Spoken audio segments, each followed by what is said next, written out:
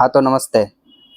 आज मैं लाया हूँ आपके लिए Android player Bostic brand 232 RAM 9 इंची सारे फीचर्स है एंड कॉलोनी ब्रांड 464 रैम का है ये 464 रैम का है ये एंड 9 इंची plus Apple car play support है। तो आज मैं आपको इसके बारे में बताता हूँ।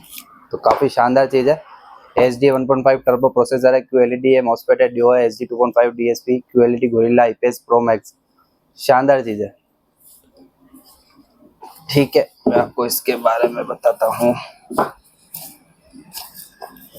ये देखिए बहुत और compatible with steering wheel controller भी है। अगर स्टीयरिंग व्हील में आपकी कंट्रोल है वॉल्यूम अप डाउन का और फॉरवर्ड का तो कंपेटेबल है उसके साथ में।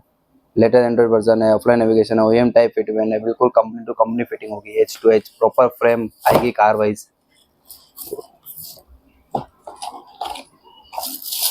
काफ़ी शानदार चीज़ है, काफ़ी क्वालिटी चीज़ है।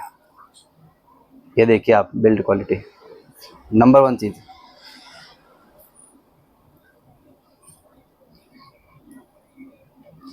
तो आप आइए हमारी sector 3 new Vidyanagar RCP Ispat road Pratik car detailing and decor और इंस्टॉल करवा दीजिए। Thank you.